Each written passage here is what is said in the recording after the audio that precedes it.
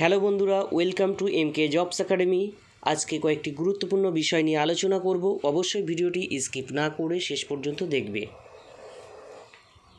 বন্ধুরা, তোমাদের জন্য সুখের খবর যে West Bengal primary board notification বার করে দিয়েছে যে অ্যাডিশনাল প্যানেল লিস্ট বের করে দেওয়া মানেই হচ্ছে, তোমাদের জানিয়ে রাখি যে 9,953টা যে ভ্যাকান্সিটা ছিল, যে ভ্যাকান্সিতে অলরেডি রিক্রুটমেন্ট হয়ে গেছে, অর্থাৎ ওখানে পদটা বন্ধ হয়ে গেছে, ওখানে আর নতুন করে কাউকে নেওয়ার পদ বন্ধ হয়ে গেছে। তার জন্যই অ্যাডিশনাল প্যানেল লিস্ট বার হয়েছে। আর এই অ্যাডিশনাল প্যানেল লিস্ট বার হওয়ার পিছনে একটা গুরুত্বপূর্ণ কারণ হচ্ছে, আগের দিনকে হাইকোর্টে একটা গুরুত্বপূর্ণ মামলা ছিল ডিএলএড ভার্সেস এনআইএস, এবং সেই মামলার পরিপ্রেক্ষিতে সেই দিনই দেখতে পাচ্ছ, তোমরা ডেটটা দেখতে পাচ্ছ, 20/12/2024 নোটিফিকেশানটা দিয়ে দিয়েছে প্রাথমিক পর্ষদ।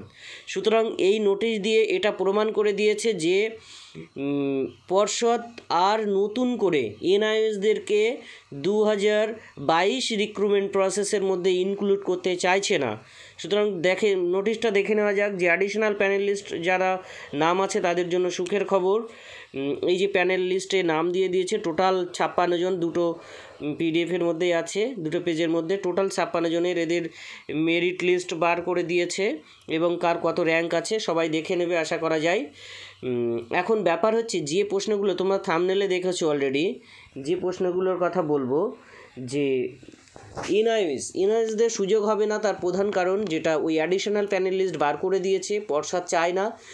এবার সুযোগ হবে কি না হবে সেটা সম্পূর্ণ হাইকোর্টের উপর নির্ভর করছে, যে হাইকোর্ট কি বলে এই বিষয়টার উপরে। এখন ব্যাপার হচ্ছে, তারপরে আসছি যে পর্ষদ তো কী চাইছে সেটা তো বলেই দিয়েছি। আর এনআইএস ক্লারিফিকেশান মামলাটা আছে যেটা সুপ্রিম কোর্টে, যে এনআইএসদের অ্যাকচুয়ালি কিসের ভিত্তিতে কিভাবে নিয়োগ হবে এবং কিভাবে তারা নতুন রিক্রুটমেন্ট প্রসেসে যুক্ত হবে, সেই বিষয়ে পুরো ফুল ডিটেলস এসএলপি দিয়ে দেবে সুপ্রিম কোর্ট থেকে এনআইএসের। সুতরাং তার জন্য আমরা অবশ্যই 7ই জানুয়ারি অপেক্ষা করব। আর 7ই জানুয়ারি আরও একটি গুরুত্বপূর্ণ মামলা আছে, ওবিসি মামলা। অবশ্যই সবাই চোখ রাখবে, কারণ ওবিসি মামলা মিটে গেলেই এই দ্রুত নোটিফিকেশান আসার সম্ভাবনাটা আছে, কারণ পর্ষদ চাইছে যে দ্রুত নোটিফিকেশান দিয়ে আর এনআইএসদেরকে ওই দ্রুত 2022 টেট পাসদের মধ্যে ইনক্লুড করাতে। এখন দেখা যাক কত দূর কী হয়, আমরা অপেক্ষায় থাকব। অবশ্যই চ্যানেলটি ভালো লেগে থাকলে অবশ্যই সবাই সাবস্ক্রাইব করবে। আজকের ভিডিও এই পর্যন্তই।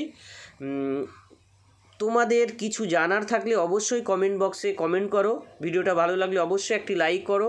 ধন্যবাদ বন্ধুরা ভিডিওটি সম্পূর্ণ দেখার জন্য। দেখা হচ্ছে খুব তাড়াতাড়ি নতুন একটি ভিডিওতে। আর একটা জিনিস তোমাদের জানিয়ে রাখি, তোমরা চাইলে আমাদের হোয়াটসঅ্যাপ গ্রুপে যুক্ত হয়ে যেতে পারো, ডেসক্রিপশানেই লিঙ্ক পেয়ে যাবে। ওখানেই তোমরা প্রাইমারির ইন্টারভিউয়ের 2022 টেট পাস যে ইন্টারভিউ নোটিফিকেশান মোস্ট প্রবাবলি জানুয়ারির 7 তারিখের পরে দেওয়ার সম্ভাবনা আছে। এখন পর্ষদই ভালো বলতে পারবে, কারণ যেভাবে দ্রুত পর্ষদ কাজ, মানে প্রত্যেকটা আগের যে রিক্রুটমেন্ট প্রসেসটা শেষ করছে, যাতে নিউ রিক্রুটমেন্ট প্রসেসটা চালু করতে পারে। সুতরাং দেখা যাক এখন পর্ষদ কতদূর কী করে। তবে তোমরা প্রাইমারি ইন্টারভিউয়ের সম্পূর্ণ নোটস পেয়ে যাবে আমাদের হোয়াটসঅ্যাপ গ্রুপে। অবশ্যই সবাই হোয়াটসঅ্যাপ গ্রুপে যুক্ত হয়ে যেও। আজকের ভিডিও এই পর্যন্ত, দেখা হচ্ছে পরবর্তী ভিডিওতে। ধন্যবাদ বন্ধুরা।